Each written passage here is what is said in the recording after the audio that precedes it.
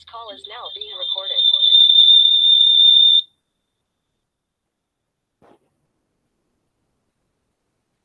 Okay, hello everyone. First of all, I would like to say thank you, Andy and team, for the time and effort for this amazing Spark Game initiative. Without these amazing people, I'm sure we wouldn't have this opportunity. Right, a bit about myself. My name is Byron, and I'm currently teaching chemistry at Labuan Matriculation College in Malaysia. Today, I'd like to share with you a very simple yet innovative teaching and learning experience entitled Asynchronous Learning Package Method via Google Classroom. And there you can see on your screen the long version title of the project. And for the sake of convenience, you can call it as AsynLP Method. So that's how I call it all the time now. So the idea was really to come up with an approach to instill joy in learning amongst my chemistry students during the online learning. The idea started when my former students and I were facing multiple challenges during online learning over the COVID-19 Conditional Movement Control Order in Malaysia. I might be able to finish in less than 20 minutes if that's okay. And if you want to ask question, feel free to do so. So basically, the AsynLP method was a design thinking driven action research project. I utilized the action research cycle to guide my research plan and design thinking process to materialize the innovation. To develop the AsynLP method as a student centric innovation, the design thinking philosophy and concepts were infused into the action research cyclical process. And the action research was done based on the plan, act, observe, reflect cycle as shown on the screen. The method was built upon the teaching and learning principles based on the Education 4.0 philosophy. And one of the real strengths of SNLP, in my opinion, is the enhancement of the real-time assessments, of which done via quizzes and coupled with the diagnostic test as delayed exit tickets. So the objectives of the methods are quite simple, as you can see on your screen. Number one is to provide an open and distant learning approach that is conducive to joyful learning. And the second one is to facilitate effective ODL via systematic asynchronous learning method. So those are the objectives of the SNLP method. And to see whether the SNLP method really could instill joy in learning, and it wasn't just my claim, what I did was to explore its effects using a phenomenographic analysis. So maybe some of you are not familiar with this. It's kind of like a approach in qualitative analysis. So what I've done over here, um, I took the mini journal of my students and I studied what my students wrote in the mini journals. And from the excerpts, I would be able to come up with themes. So here are the four themes to describe my students' experience when they learn through SNLP method. Number one is joy in learning. Theme number two is the access. Theme number three, flexible in learning. And number four is well organized and balanced method. Okay, so to validate, so I'm just going to show you the excerpts now before I'm going to show you the validation stage. So these are the examples of the students' mini journal excerpts for Joy in Learning. Right here is the excerpts for Easy Access. And also students say that it's very flexible for them because they can do all the works and stuff that need to be done when the internet is very strong on their side. Usually in my college, the internet would be the best around midnight and beyond. So that's why the students say it's very flexible. It's good for their circumstances at that point, and also for well organized and balanced method. So these are the examples of students' feedback. And to verify the themes and codes that I have produced through the phenomenographic analysis, I have validated the themes and I have consulted these experts from my college, and therefore I managed to verify my findings with some minor corrections. So before I'm going to talk about the SNLP method itself, so I'm just going to share a little bit about how the whole process started. So as you can see, this is the development timeline. And you can see that the design thinking driven action research process began as a synchronous phase. But what we have found out that the synchronous was very ineffective, mainly because the Google Meet sessions were hampered by lags and out of sync issues due to poor internet connectivity. And therefore, we move on to a synchronous phase. Okay, so the teaching and learning through asynchronous phase, and this one is not yet AsynLP method. It's just a normal asynchronous teaching and learning approach. But what happened over here is after a few weeks, students realized that um, the asynchronous learning method, it helped in the beginning, but as the time went by, the students realized that the Google Classroom that I provided for them is disorganized and cluttered, and that has caused students to get very overwhelmed with the asynchronous approach. So from the discussion with my students, when I talk to them, when I get feedback from my students, we move on to something that we call as AsynLP. So that is the process of me building from the synchronous phase. I change it to asynchronous. But then again, when we change to asynchronous, things get very disorganized on the Google Classroom and clustered. And then I got the idea, why not? I move on to something else. So I came up with the idea to have this AsynLP method. So these are the main features of AsynLP. The materials were assigned in packages to my students. So students will be given the materials for learning worth of 1 week, a day or 2 days before Monday would start. So some of the students would start maybe even before Monday start. So they're going to have an early start. So the idea is to give everything to the students in a neat way, in organized way. So they have the checklist over here, as you can see on your right side. So I will provide them with the checklist, and the students will follow the sequence of the activities so that in the future, when they want to do their revision, it would be easier for them to go back to this checklist and go back to this section on Google Classroom, and they have a much more coherent flow of their revision. And another features of AsynLP is to keep it simple.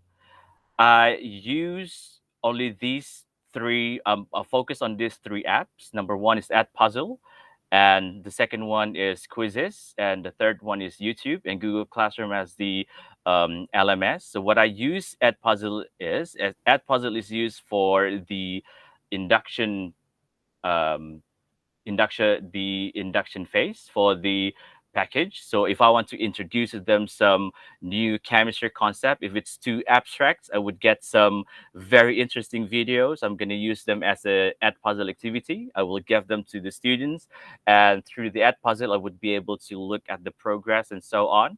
And then they're going to move on to the entree. So the entree would be the lessons, my lessons that I have recorded, and I've uploaded on YouTube, and to test whether the package that I have provided for them is helpful to increase the students' confidence in the topics that I want to teach. I'm going to use Quizizz.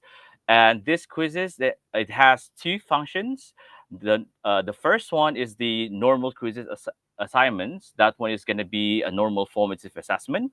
And the second one is Quizizz, what I call as the Quizizz 100 activity or Quizizz 100 assignment. This one is more like to a practice, but also I can use this one as a formative assessment. So what's going to happen over here is for Quizizz 100, I would ask the students to try your best to get 100 for this Quizizz 100 activity. And they will be given maximum 3 attempts in order for them to get 100. So that is in a way to keep on trying the exercises, and they would be able to understand the chemistry concepts that I wanted to teach through the asynchronous learning package. Okay, so another interesting features of the SNLP method is I would get feedback from my students every single time when they finish the asynchronous learning package.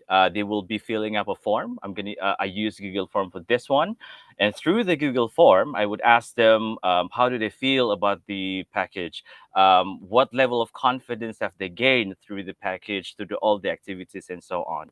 And when I get the feedback from the students, I would be able to chisel out those rough edges in their understanding, and I would be able to respond to their feedback quicker.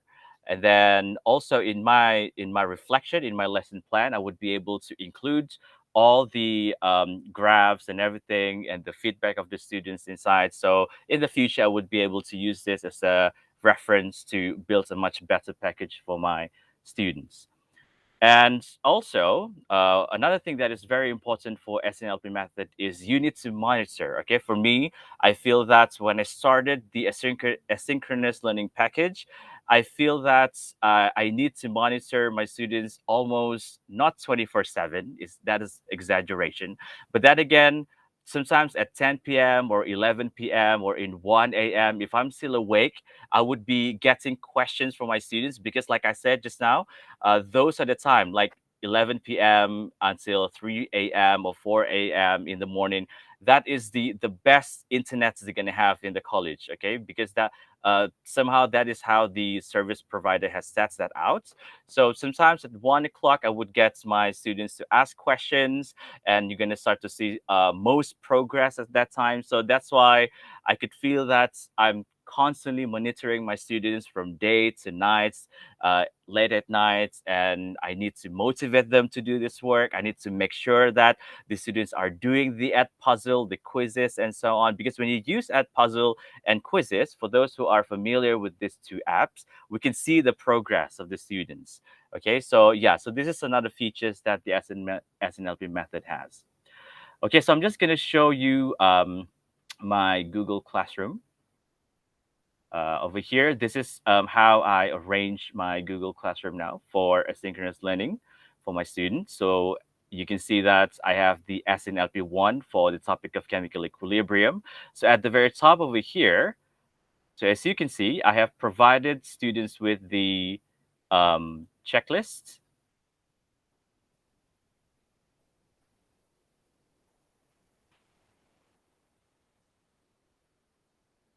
So this is the checklist for a package. So what the students need to do is first they need to engage with the Edpuzzle first. So they need to make sure that they have done this first before they need to be able to proceed to the second one. And then after they have done with the Edpuzzle, so this Edpuzzle over here will give them the idea of what is dynamic equilibrium in a much more engaging way. So the dynamic equilibrium straight cam, this is the lessons, my own lesson that I have recorded and I have uploaded on YouTube. So this is the lessons that they need to really focus on because the thing that I'm going to talk about in this straight cam will be appearing in exams. So the ad puzzle is kind of like just to open up their mind, just to prep the mind before they're going to have the real thing. So you can have another ad puzzle depending on maybe you want to prep the mind again. For example, in this case, for equilibrium law and equilibrium constant expression. And I want to test their knowledge. So they're gonna, after they finish all the straight cam, I'm gonna test their knowledge. So they're gonna have the Quizizz 100 activity, continue with the straight cam, and then finally they're gonna fill up the form for this particular asynchronous learning package. So another thing that I have incorporated now in my AsynLP method is Classcraft. I really like this apps because I can get my students to work even more. They can be more motivated when they want to do the asynchronous learning package because they will be given out points. So students who are able to finish the AsynLP package maybe 2 days or 3 days before the deadline will be awarded. So if you look at my um, this class. So we have some points over here. If I can show you what sort of points I have.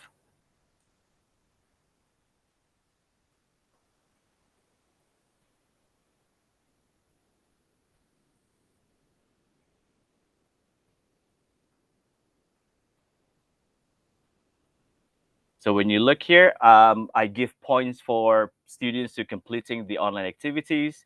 Maybe they're being positive and hardworking, and also if they would be able to complete the SNLP activities 2 days before the deadline ends, they will be getting points. So when I use this Classcraft, when I infuse that with my SNLP method, it really did help to increase my students' motivation in completing their asynchronous learning activities. So another thing that I would like to talk about is um,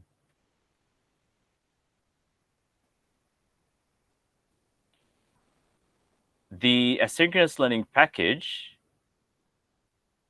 Yes, I just want to open up one more document.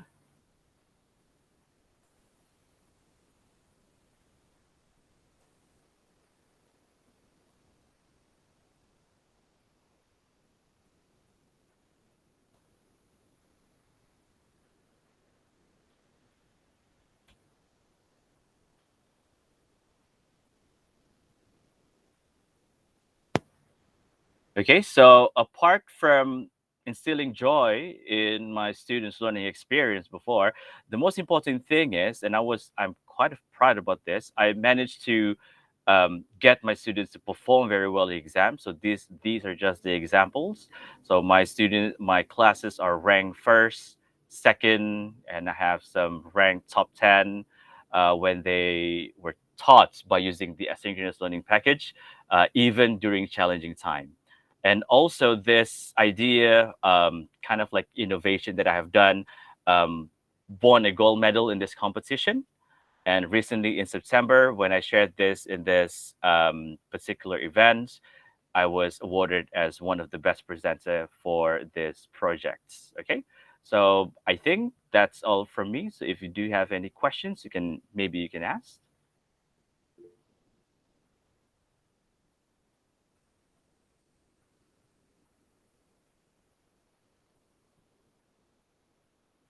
Okay, so how can oh that's interesting.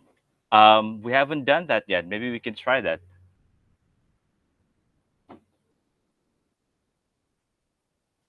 So if there's no other questions, Andy, I think that's all from me. Great. Thank you very much. Great session. I'll stop the recording now.